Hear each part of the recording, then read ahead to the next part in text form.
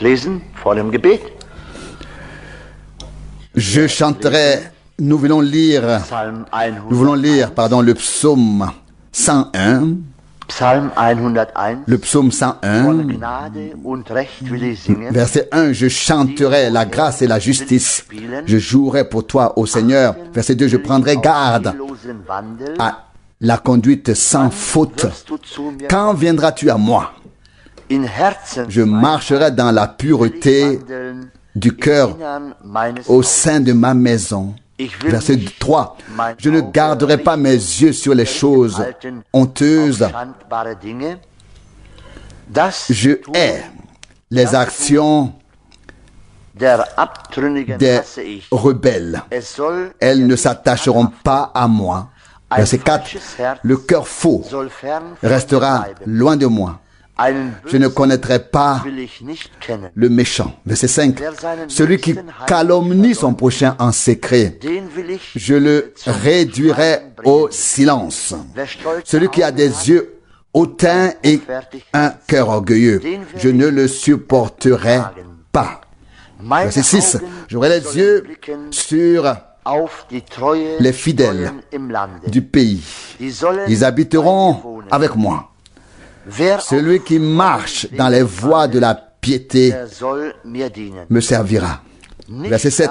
Celui qui commet la fraude n'habitera pas au milieu de ma maison. Celui qui dit des mensonges ne subsistera pas devant mes yeux.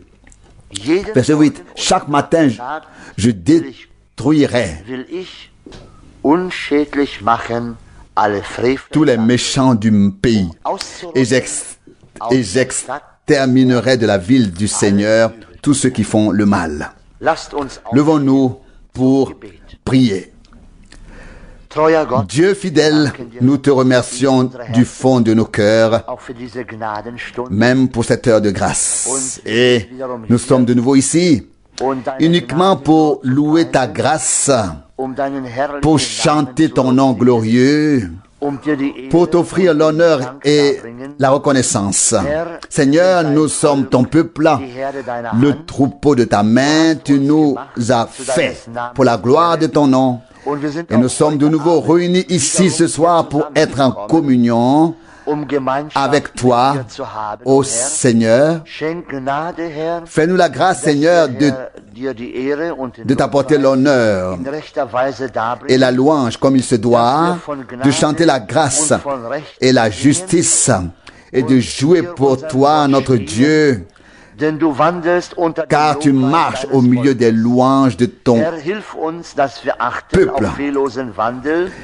Seigneur, aide-nous à être attentifs à la conduite que nous avons, qu'elle ne soit pas erronée. Aide-moi, aide-nous tous, aie pitié de nous, ô Seigneur, et regarde vers le bas ce soir, vers nous, et bénis-nous de la richesse de ta grâce. C'est mon désir profond et ma prière. Seigneur, nous ne savons pas comment aller de l'avant, mais tu es capable de conduire et de guider ton peuple, Seigneur, et c'est pourquoi nous regardons à toi ce soir encore et te donnons à toi seul la gloire, l'honneur, la louange et l'adoration.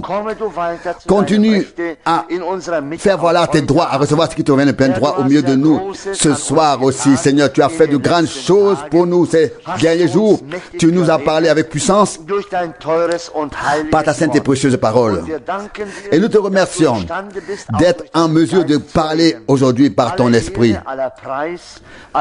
Que ton honneur, tout honneur, toute louange, toute gloire et toute adoration soient rendues à ton merveilleux et glorieux nom de Jésus. Amen.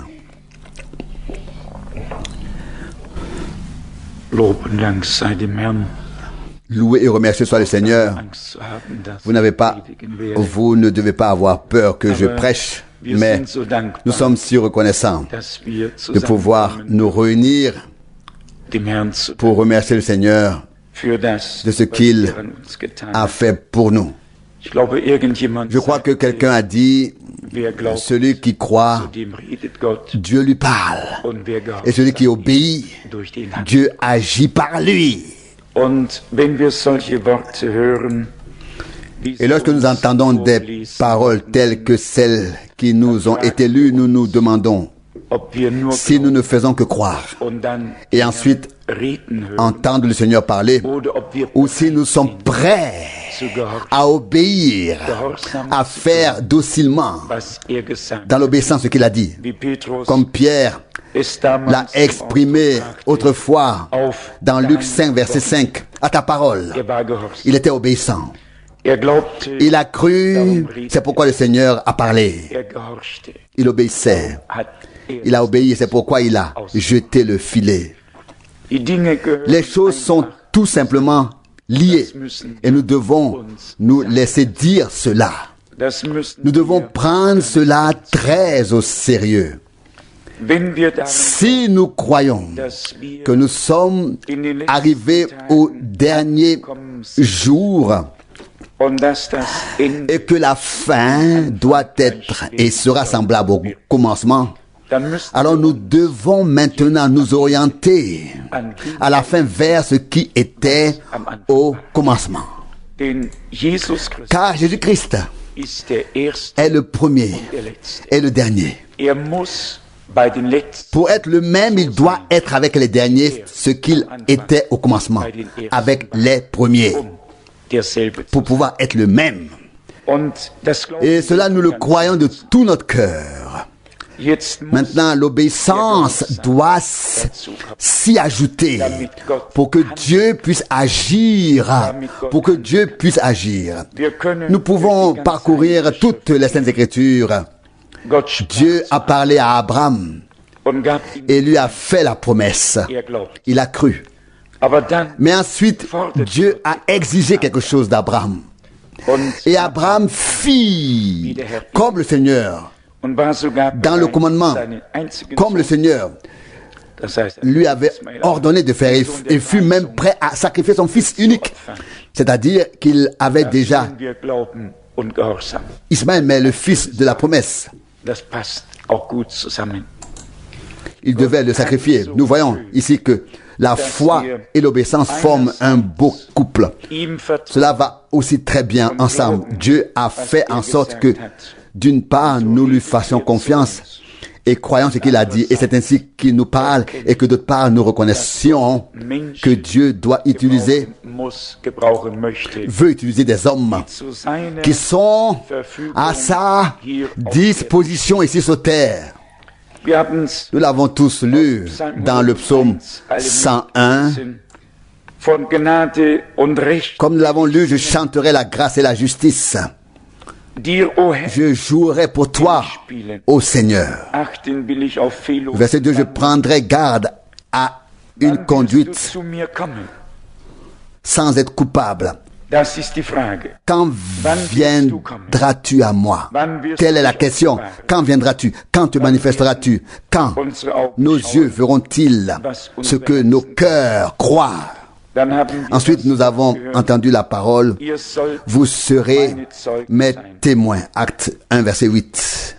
Nous l'avons souvent souligné. Un témoin doit avoir vu et entendu quelque chose. S'il se contente de dire « Ah, je veux dire, oh, je pense », nous pouvons tout de suite arrêter. Nous devons avoir été présents lorsque quelque chose s'est passé. Nous devons avoir vécu, vu, entendu.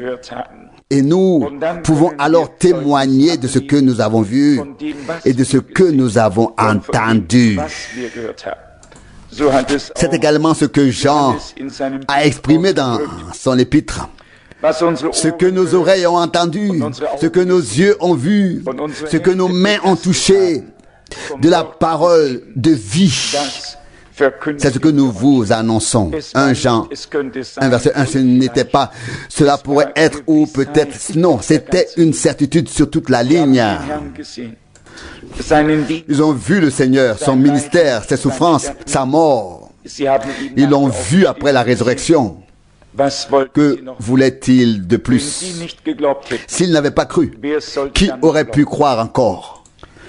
Si nous avons fait les mêmes expériences avec Dieu, alors nous pouvons nous aussi croire de tout notre cœur. Enfin, ce n'est pas notre problème, c'est ce que je veux dire. Notre problème, c'est l'audace. Mais nous n'avons rien à perdre. Dieu est fidèle à sa parole.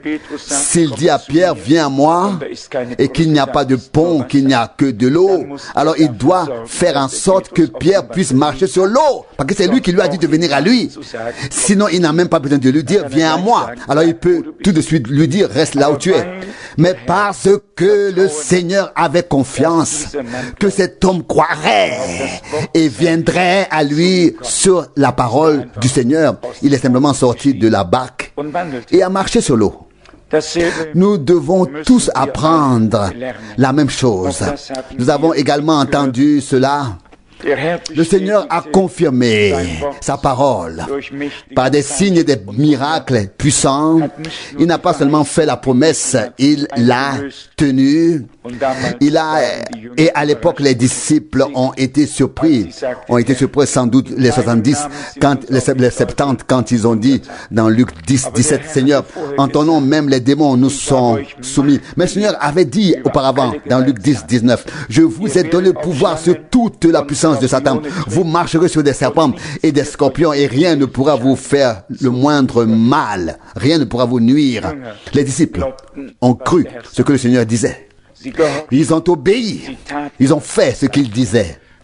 C'est maintenant le point que nous devons tous prendre à cœur. On peut croire ce qui est écrit dans Marc 16, ce qui est écrit dans Matthieu 28, ce qui est écrit dans Luc 24 et ce qui est écrit dans Jean 20.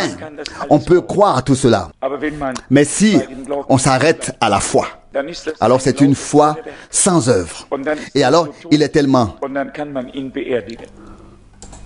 Ou alors, elle est tellement morte, alors on peut l'enterrer. Car... Oui, on peut l'enterrer, car Jacques dit très clairement, une foi sans œuvre est morte en elle-même. Elle n'a pas de vie. Elle ne peut pas marcher, elle ne peut pas entendre, elle ne peut pas parler. Elle doit être portée comme une idole. Et nous pouvons tous nous en passer. Dieu nous a fait vivre ensemble. Avec Christ, nous a vivifiés. Selon Éphésiens 2, verset 5. Nous a ramenés à la vie avec lui. Il nous a fait grâce. Il nous a donné les promesses de sa parole. Déjà dans l'Ancien Testament, dans Ésaïe 43 et verset 10, Ésaïe 43, verset 10, le Seigneur a parlé au peuple d'Israël et a dit, vous êtes mes témoins, Ésaïe 43, verset 10. C'est ainsi que le Seigneur s'exprime et vous êtes mon serviteur, celui que j'ai choisi. Pas seulement des témoins, mais soyez mon serviteur. Je vous ai pris à mon service comme mes témoins. Vous êtes à ma disposition. Verset 10, vous êtes mes témoins. C'est la déclaration du Seigneur. Et vous êtes mon serviteur, celui que j'ai choisi. Nous voulons prendre cela à cœur ce soir. Être des témoins est le premier point. Être des serviteurs, c'est le second. Être disponible en tant que témoin est à sa disposition afin que le Seigneur puisse nous utiliser dans son service et pour son service. Verset 10, afin que vous veniez à la connaissance, que vous me croyez, que vous compreniez que c'est moi. Avant moi, il n'a pas été créé de Dieu. Et après moi, il n'y en aura pas. Verset 11, moi seul suis le Seigneur et hors de moi, il n'y a pas de sauveur. Verset 12, j'ai donné les annonces et aussi le salut. Et je l'ai fait entendre quand il n'y avait pas encore de Dieu étranger parmi vous. Et ainsi, vous êtes mes témoins. C'est la déclaration du Seigneur. Et moi, seul, suis Dieu. Oh, quelle parole merveilleuse. Vous êtes mes témoins. Vous êtes mon serviteur. Vous avez vu, vous avez entendu. Vous êtes à ma disposition. Quand je veux parler, agir, vous êtes là. Quand je parle, vous écoutez. Quand j'ordonne, vous le faites. Je compte sur vous. Vous êtes mon peuple. Vous avez une une tâche. Et cette tâche, vous devez l'accomplir, vous devez vous mettre à la disposition de cette tâche. Vous devez témoigner que je suis le Seigneur, que je suis Dieu. Vous devez témoigner que je vous ai racheté, que je vous ai délivré. Vous êtes à ma disposition. Oh, quelle parole merveilleuse. Verset 10, vous êtes mes témoins. C'est la déclaration du Seigneur. Et vous êtes mon serviteur, collectivement, tous ensemble. Le serviteur du Seigneur, l'assemblée du Seigneur, l'église du Seigneur, le corps du Seigneur, à sa disposition, entièrement soumis à la tête, au chef. Ensuite se trouve la parole ou l'expression merveilleuse. Verset 10, et soyez mon serviteur, celui que j'ai choisi.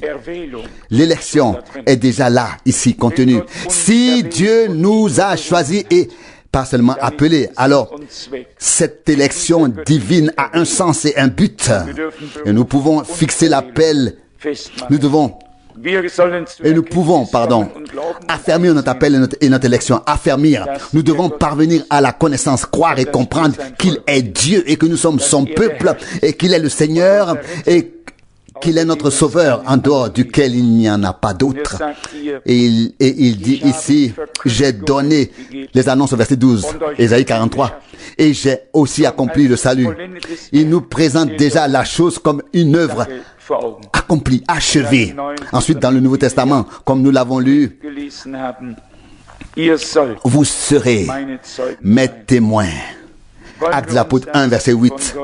Nous demandons pas seulement à Dieu de nous parler, il l'a fait déjà. Il l'a fait de manière puissante. Laissons-le nous donner aussi l'obéissance et la confiance afin qu'il puisse nous utiliser. Je crois que c'est le sens de cette phrase et des deux phrases que j'ai lues. Celui qui croit, c'est à lui que Dieu parle. Celui qui obéit, Dieu ensuite peut agir à travers lui. Et nous voulons être des gens à qui il parle, mais aussi des gens qu'il peut utiliser, qu'il peut bénir, qu'il peut envoyer, qu'il peut prendre à son service. Verset 8, vous recevrez de la puissance. Actes des Apôtres 1, verset 8. Quand l'Esprit Saint viendra sur vous, et vous serez mes témoins, témoins pour moi à Jérusalem et dans toute la Judée et la Samarie et jusqu'aux extrémités de la terre. Cette pensée aussi est merveilleuse, non seulement en ce qui concerne le globe terrestre en tant que tel, qui va jusqu'aux extrémités de la terre, mais aussi jusqu'à la fin des temps. Voici, je serai avec vous tous les jours, jusqu'à la fin du monde. Pas seulement jusqu'aux extrémités de la terre, mais les deux. Jusqu'aux extrémités de la terre, le son parvient, mais il sera avec nous. Jusqu'à la fin du monde, jusqu'à la fin des temps. Jusqu'à ce que nous soyons enlevés du temps dans l'éternité. C'est là que nous avons la parole merveilleuse qui fait sans doute encore partie de cela, tiré du chapitre 2 des Hébreux. Il y a dit que le Seigneur était avec les siens et qu'il a confirmé la parole qu'ils avaient apportée. Hébreux chapitre 2 du verset 3. Comment échapperions-nous si nous ne tenions pas compte d'un si grand salut? Celui-ci a en effet commencé par la prédication du Seigneur lui-même et nous a été confirmé par les témoins auriculaires. Verset 4, Hébreux 2. Dieu en a encore rendu témoignage par des signes et des prodiges, par de multiples actes de puissance et par des dispensations de l'Esprit Saint à sa discrétion. Il ressort d'ailleurs de ce verset que les épîtres des Hébreux ont été écrites par quelqu'un qui n'était ni témoin oculaire, ni témoin auriculaire, puisqu'il le souligne ici lui-même. Cela a en effet commencé au verset 3 par la prédication du Seigneur lui-même et nous a ensuite été confirmé de manière fiable par les témoins auriculaires. Nous sommes reconnaissants à Dieu, tout est toujours si clair si nous nous laissons seulement transfigurer ces choses par le Saint-Esprit. Nous n'avons pas été témoins oculaires, nous n'avons pas été témoins auriculaires, mais la parole et les choses qui se sont passées nous ont été communiquées de manière fiable par des témoins auriculaires et oculaires. Et nous le croyons comme si nous étions présent, je le fais. C'est-à-dire que c'est ce qui m'arrive. Je peux le croire de tout mon cœur. Quand je lis les histoires du Seigneur, de la crucifixion, de la mise au tombeau, de la résurrection, etc. Tout est si proche tout est si vivant, tout est si réel pour nous. Quand les femmes viennent là, au tombeau, et qu'elles pensent qui va nous rouler la pierre, et elles arrivent et la pierre est enlevée, et il y a un tremblement de terre, et voilà, quelqu'un qui dit, que cherchez-vous? Vous les vivants parmi les morts, que cherchez-vous le vivant parmi les morts? Tout cela est pour nous si proche et si divinement réel. Personne n'a besoin de nous dire deux fois ce qui s'est passé. Nous le croyons parce que nous sommes destinés à croire. Celui qui n'y est pas destiné, on peut le lui dire 100 fois. Et là, comme Paul le mentionne dans 1 Corinthiens 15, 500 frères peuvent avoir vu le Seigneur en une seule fois après sa résurrection. Il y en aurait 5000 qui a secoué la tête et a dit, nous ne croyons pas. Ils n'ont pas non plus besoin de le croire, car la foi est un mystère avec les croyants, et Dieu se révèle à ceux qui ont foi en lui. Les non-croyants mourront dans leur incrédulité, mais les croyants auront la vie par la foi. Quelle parole merveilleuse! Comme Abraham, la foi a été placée dans notre cœur par Dieu. Nous ne pouvons que croire. Mais à cette foi devrait maintenant s'ajouter effectivement la deuxième partie. Cette confiance en Dieu et en obéissance à sa parole, faire ce qu'il nous a commandé. Si nous attendons de devenir dignes, nous deviendrons certainement vieux comme Mathusalem et nous n'oserons pas. Mais si nous disons, il nous a fait grâce, il nous a destinés à nous mettre à son service, à sa disposition, nous nous considérons certes comme indignes, mais aussi comme son instrument mis à son service.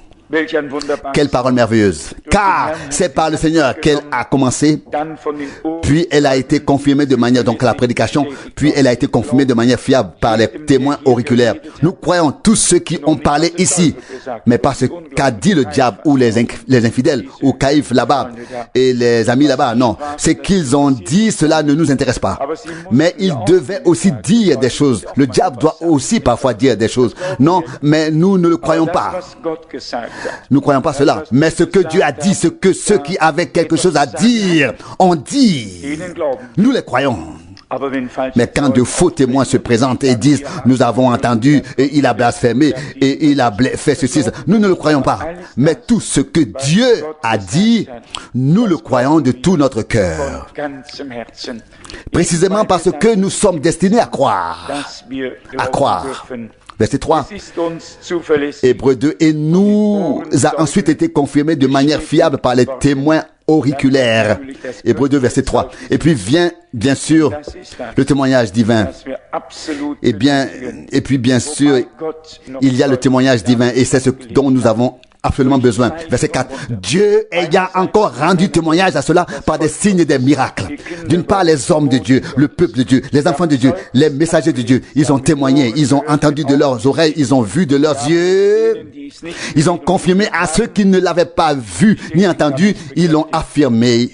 Mais cela n'a pas suffi. Puis, Dieu lui-même a encore témoigné. Comme il est écrit ici, Hébreux 2, verset 4. Verset 4. Dieu en a encore rendu témoignage par des signes et des prodiges, par de multiples actes de puissance et des dispensations du Saint-Esprit à sa discrétion. Donc, en plus de ce que eux ils ont témoigné, Dieu aussi a rendu son témoignage. Et c'est le point que nous devons simplement souligner. L'heure de l'action de Dieu est maintenant arrivée. Et nous voulons être à sa disposition maintenant, tout en étant très clairement conscients que nous ne pouvons absolument rien faire. C'est la meilleure condition que nous puissions présenter à Dieu, à savoir que nous ne pouvons rien faire. Mais que nous sommes prêts à croire et à écouter ce qu'il a dit. Et que nous voyons, et que nous soyons prêts, à obéir pour faire ce qu'il a ordonné. Que la foi et l'obéissance, l'ordre et l'exécution vont en quelque sorte de pair, pas à pas et main dans la main. Pierre a dit quelque part à peu près la même chose du témoignage que Dieu a rendu. Dans 2 Pierre au chapitre 1. 2 Pierre chapitre 1, il est question des témoins oculaires au verset 16. Ensuite, 2 Pierre chapitre 1 verset 16. Car nous n'avons pas suivi des fables habilement conçues lorsque nous vous avons annoncé la puissance et le retour de notre Seigneur Jésus-Christ, mais nous avons été témoins oculaires de son admirable gloire. Et c'est ce que nous croyons. Nous croyons que Pierre, Jean et Jacques étaient là-bas sur la montagne de la transfiguration, que la nuée lumineuse est descendue, qu'ils ont été enveloppés dans la lumière, et que Moïse et Élie étaient aussi là-bas, s'entretenant avec le Seigneur sur la sortie qui serait avec lui à Jérusalem. Tout ce qui allait, s'entretenant avec lui de ce qui allait se passer à Jérusalem. Et que la voix s'est alors fait entendre: celui-ci est mon fils bien-aimé en qui j'ai mis toute mon affection. C'est lui que vous devez écouter. Pierre était déjà sur le coup. Là, il voulait construire des tentes. C'était très beau. La gloire de Dieu était là. On devrait pouvoir y rester, mais pas construire des cabanes et s'installer, mais continuer à annoncer ce que le Seigneur a fait. C'est pourquoi Pierre a pu dire d'une manière si merveilleuse, verset 16, de Pierre 1, car nous n'avons pas suivi des fables habilement conçues lorsque nous vous avons annoncé la puissance et le retour de notre Seigneur Jésus-Christ, mais nous avons été témoins oculaires de sa gloire merveilleuse. Quelle grande grâce de Dieu que de pouvoir être témoin oculaire ou auriculaire de ce que Dieu a fait. Quand Dieu fait quelque chose, ce n'est pas, et je n'ai pas peur de dire, que nous sommes les témoins oculaires et auriculaires de ce que Dieu a promis pour ce temps et de ce que Dieu a déjà fait en ce temps. Et nous serons les témoins oculaires et auriculaires de ce que Dieu fera encore. Il ne peut en être autrement. Nous avons ici les paroles de la promesse divine et nous les croyons. Et nous suivrons cette foi et passerons à l'action. Nous verrons Dieu agir lui-même et nous serons impliqués dans cette action de Dieu. Nous serons impliqués dans cette action de Dieu, car ce n'est pas nous qui agissons. Nous sommes à sa disposition, à la disposition de Dieu, et c'est lui qui parle. Qui peut le faire parler? Qui peut le pousser à agir? Celui qui nous a parlé cela sera celui qui agira en nous et par nous. Il agira à travers nous et alors Christ sera glorifié. Comme il a dit, Père, toi en moi et moi en eux, afin que nous soyons tous un. Comme tu m'as envoyé, moi aussi je les envoie.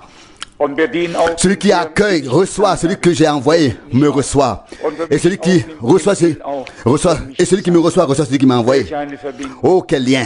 Dieu en Christ, Christ dans l'Église, la boucle est bouclée et l'œuvre de Dieu arrive à son achèvement par la grâce. Et certainement, il fera de plus grandes choses encore. Honneur, louange, gloire et adoration à son saint nom. Amen. Père céleste, je te remercie de tout cœur pour les paroles de Dieu que nous avons pu méditer ce soir. Seigneur, elles sont si importantes pour nous. Elles nous interpellent, pénètrent notre âme et suscitent la foi et la confiance. Tu parles à ceux qui ont vu ta gloire qui ont entendu ta parole, avec qui tu as fait alliance. Vous êtes mes témoins et vous êtes mon serviteur. Alléluia. Je te remercie, ô Dieu fidèle, de t'être révélé de la même manière dans le Nouveau Testament, d'avoir racheté une église, des hommes à qui tu t'es révélé, avec qui tu as parlé, que tu as pu envoyer comme des témoins oculaires et auriculaires. Et tandis qu'ils rendaient témoignage en parole, tu as rendu toi aussi témoignage en acte à la parole qu'ils apportaient par des signes et des prodiges puissants. Fidèle Seigneur, nous n'étions pas là-bas et présents, mais nous le croyons. Nous nous sentons ainsi impliqués en esprit dans toutes ces choses, comme si nous avions tout vu et tout entendu. Alléluia. Oh, quelle grâce d'être témoin, d'avoir part à ce que tu fais. Fidèle Seigneur, nous n'étions même pas là en juin 1933 lorsque tu es descendu dans la lumière et que des gens sont tombés en syncope lorsque tu as dit, comme Jean a été envoyé comme précurseur de la première venue du Christ, tu seras envoyé avec un message qui sera précurseur, qui précédera le retour du Christ. Seigneur, nous n'étions pas là le 7 mai 1946, ni en janvier 1950, lorsque la colonne de feu est descendue à Houston, Texas, devant des milliers de personnes et a été prise en photo par quelqu'un qui critique, par un critique de journal et un photographe. Mais Seigneur, nous avons cru au témoignage de ton serviteur et au témoignage de ton peuple. Et tu l'as confirmé par des miracles et des signes puissants. Nous serions des insensés si nous ne croyions pas. Mon Dieu, que les hommes nous fassent passer pour des fous. À la fin, nous sommes les héritiers qui riront. Les héritiers qui rient. Alléluia. Gloire, honneur et adoration à ton nom. Aujourd'hui, nous sommes peut-être les idiots. Le jour que tu as fait, nous entrerons comme les sages à la joie de notre Seigneur et nous prendrons le repas de noces avec lui. Seigneur, nous te remercions de tout cœur. Nous te confions maintenant tous ceux qui souffrent. Là où coulent les larmes, là où se trouve la douleur,